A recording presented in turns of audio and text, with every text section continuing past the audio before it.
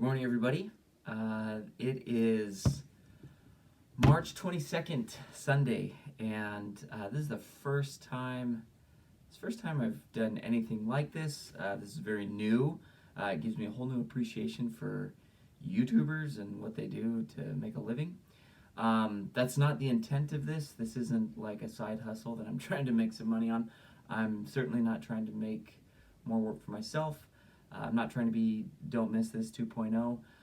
However, over the last handful of weeks, especially with the whole corona outbreak and whatnot, I have still felt, even though we haven't had class or things like that, I've still felt that strong desire and urge to share things.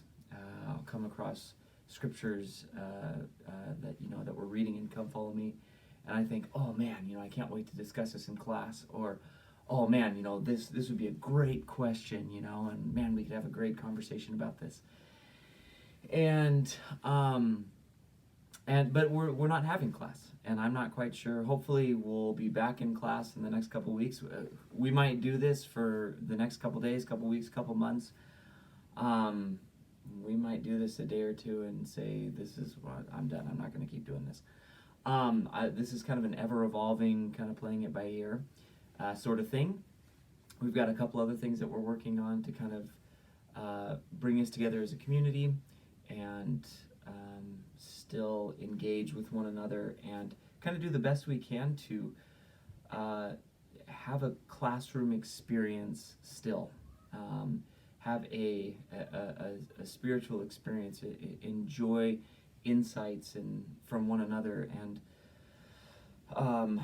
just a good discussion and conversation on the things that we're reading. So this is not a church sanctioned thing. This is all me. Anyway, so we're gonna go ahead and we're gonna kind of play it by ear. We're gonna jump into things. I'm hoping that these videos will be 5 to maybe 10 minutes long. I want to keep them pretty short and sweet. Most likely when I'm recording, it's probably going to be from my car. That's usually where I am when I'm doing my scripture study in the morning. They won't be edited. In fact, we might have a kid come in here and interrupt this whole thing. We might hear screaming and yelling in the background. This is not intended to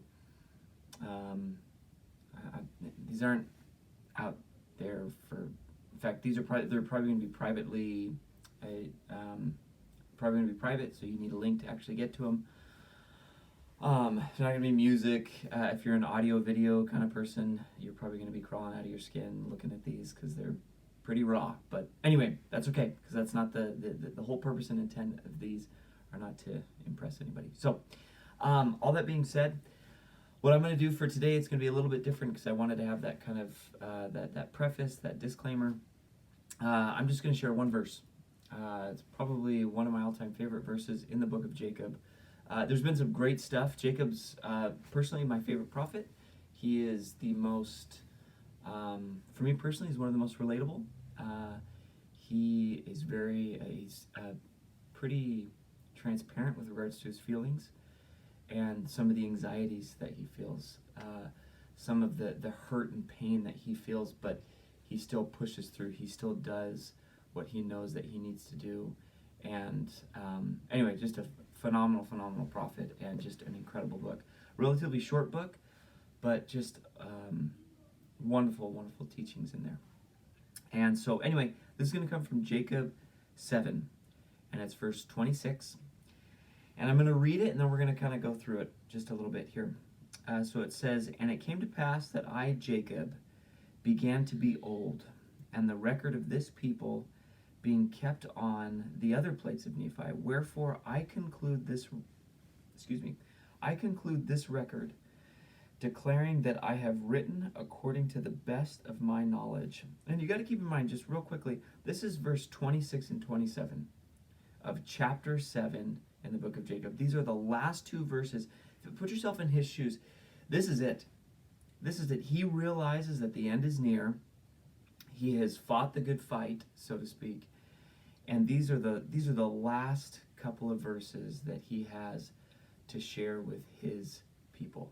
Okay, and with all those who are going to come in contact with this book. I conclude this record declaring that I have written according to the best of my knowledge by saying, and I love this, that the time passed away with us, and also our lives passed away, like as it were unto us a dream. We being a lonesome and a solemn people, wanderers, cast out from Jerusalem, born in tribulation, in a wilderness, and hated of our brethren, which caused wars and contentions, wherefore we did mourn out our days. Anyway, and then at the very, very end of 27, I just want to read this last part. And I make an end of writing upon these plates, which writing has been small. And to the reader I bid farewell, hoping that many of my brethren may read my words. Brethren, adieu. Right? Yeah, I think that's how you say that. Anyway, Jacob just has a very personal touch, very, very personal. It's not fire and brimstone. In fact, if anything, it's there's just a lot of love and care. His words, he seems like a very tender type of person, right? Anyway, I want to kind of break this down just here real quickly. Going back to 26, kind of in the middle here, by saying that the time passed away with us, and also our lives passed away, like as it were unto us a dream. And if we go to the footnotes here, 26b and c, that takes us to James 4:14 and Chronicles 26:15. And I want to read that just real quickly. So if we go to James, so James 4:14 tells us, whereas ye know not what shall be on the morrow. And again, why is Jacob telling us this? What's the whole point of all this? I look at this, and again, from the perspective of trying to take these scriptures, these were, guys, remember, who were these written for? These were written for us, right? These were written for us, just as much as it was for the people back in their day, it's for the people in our day, right? But what's Jacob telling us? He's telling us that life, mortality can be fleeting. It can be here today and gone tomorrow. And so what does that mean for us? That means that we have got to make the best of every single day that we've got. Make the best out of it from the perspective of the actions that we're taking, from the attitude, mindset that we have on our life, from the gratitude that we have for the things we have. Guys, with Corona and all the craziness, you know what? We're still doing pretty darn well. Even if you know, my job, I don't know if my job's going to be there. I don't know if my company's going to be there. Guys, we just had a kind of a brief spiritual thought as a family before this. We were talking about the Sermon on the Mount, where Christ is talking about how, you know, your Father in heaven is aware of even the birds, okay? And is aware that they need to eat. How much more aware of you as his children do you think he is? Do you think he's going to just leave you out to dry? No. Now, are there times where there's lessons that we have to learn? Absolutely. Absolutely. I love what Jacob talks about here again in 26, talking about how we being a lonesome and a solemn people, wanderers, cast out of Jerusalem, born in tribulation, in a wilderness and hated of our brethren. Guys, this is not peaches and cream right now. This is not rainbows and butterflies. But here is the people who is, the people who are highly favored of the Lord. And if we were to go back to 1 Nephi, he talks about this. In fact, a lot of what we've talked about in class has been in the fact that the Lord chastens those who he loves. The Lord, he gives trials and tribulations and challenges to everybody, but in a loving way to all of us to help us grow and develop and ultimately be the people that we need to be. Nephi would not have been the person that he was if it wouldn't have been for the bow breaking, for the constant, or for the frequent trips back to Jerusalem. He would not be the Nephi who ultimately became a king over the people of Nephi. He would not have been that person if it weren't for having to build a boat, having to go through all of these things that in the moment were probably really frustrating, really difficult, really trying, but were ultimately preparatory experiences to help him get to where he needed to go, right? So, again, coming back here to Jacob and how he's closing things out. In James 4:14, whereas ye know not what shall be on the morrow, for what is your life?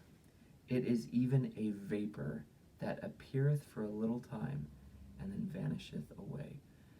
Guys, it's in the grand scheme of things, what we are going through is it's barely even a blip on the radar. But that doesn't mean that it's not going to have an eternal impact or outcome on what the rest of our existence looks like. We have to make the most of this time, and we have to treat every single day, not in a fearful way that this could be our last day. No, but we need to respect the time that we have, because the reality is that we don't know. We don't know what tomorrow will bring, right? Now, if we go to the next footnote here, 1 Chronicles 29:15, and we come over here, let's see, 1 Chronicles 29:15, for we are strangers before thee, and sojourners, as were all our fathers. Our days on the earth are as a shadow, and there is none abiding. we have a visitor. Hey, bud. Again, this whole idea that we don't know what's going to happen. In fact, this idea of kind of being strangers on the earth, sojourners, our days being kind of like a shadow. It kind of goes back to this, hey, bud, can I have you hop down? Daddy's making a video right now. We can do that later, okay? Have you hop down, please? Thanks. When can I spend time with you? You know what? We can spend time right after this. How does that sound? So long. Well, we can go ahead and talk about it in just a sec, okay? Okay, how long with you is just a sec? I don't know what that means. So I've got a few more minutes and then Daddy will be done, okay? How many minutes? Let's say 3 minutes. I'm actually 3 minutes past what I thought it was going to be. We'll set a timer for 3 minutes, and then when it goes up, I'll come in. Okay. Okay. Wait, I want to stay under here. Okay. Okay. Okay. Sorry, got a little sidetracked there. So 1 Chronicles 29:15, for we are strangers before thee and sojourners, as were all our fathers. Our days on the earth are as a shadow, and there is none abiding. It goes back to this whole idea that we were talking about in James, that what is your life? It is even a vapor that appeareth for a little time and then vanisheth away. And if we were to go to the last one here, Psalms 144:4 says here, man is like to vanity, his days are as a shadow, okay, that passeth away. This time can be such an incredible time, but we have to make the most of it. And to just bring this all full circle, we're going to read two more scriptures. So back to the footnotes here. 26D and E. In 26D, Alma 13:23. And keep in mind too that here, if we were to kind of reread this last part in Jacob, that the time passed away with us, and also our lives passed away like as it were unto us a dream, we being a lonesome and a solemn people, wanderers. Okay, and I want us to remember that word wander, okay, or wanderers. So if we go to, say, 26D, it's going to take us to Alma 13:23, and it says here, and they are made known unto us in plain terms, that we may understand that we cannot err, and this because of our being wanderers in a strange land. And if we were to go to the next footnote, which is 26:36, and again, this idea of wanderers and in a strange land. Okay, we're going to go to 26:36. Now if this is boasting, even so I will boast, for this is my life, and my light, my joy, and my salvation, and my redemption from everlasting woe. Yea, blessed is the name of my God, who has been mindful of this people, who are a branch of the tree of Israel, and has been lost from its body in a strange land. Yea, I say, blessed be the name of my God, who has been mindful of us, wanderers in a strange land. And that's what we're going to go ahead and close with. The reason that I like that, I love the words, I love the imagery. Again, one more time, Jacob's saying here, again, these are his last words, the last two verses in his book to not only his people, but just to all of us generally. That the time is passed away with us, and also our lives passed away like as it were unto us a dream, we being a lonesome and a solemn people, wanderers. I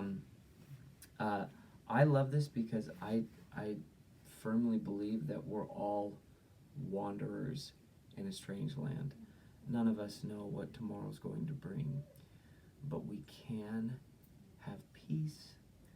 And even amidst the chaos, right, we can have so much peace in our hearts and our lives and our families if and when our life is centered on Christ. Our life isn't going to be free from tribulation and chaos and corona and everything else that's going on in the world. And guys, to be honest, if it's not corona, it's going to be a sick kid. If it's not a sick kid, it's going to be a sick family member. If it's not a sick family member, it's going to be losing a job. If it's not losing a job, it's going to be financial strain in some other form or fashion. Guys, there's always going to be something. Always. But you can have so much peace in your life. We can be wanderers in a strange land. But that doesn't mean that, what's that bumper sticker? Not all those who wander are lost, right? There's actually a lot more truth to that than I realized. But we don't have to be lost as wanderers. We don't have to give into the craziness or the chaos that's going around in our life. But it will be very easy to fall victim and prey to that chaos, to the fear, to the negativity, if our lives, our hearts, and our minds are not centered on Christ. So anyway, I'm going to leave that with you. We love you, and this is it's actually been fun. I wish I could see everybody's faces. I think it would make it a little bit more dynamic and organic, but we're going to make do with what we got. Hopefully this has been helpful and beneficial for you. I will try to keep these a little bit shorter, and I think that's everything. So anyway, we love you. Have a wonderful day.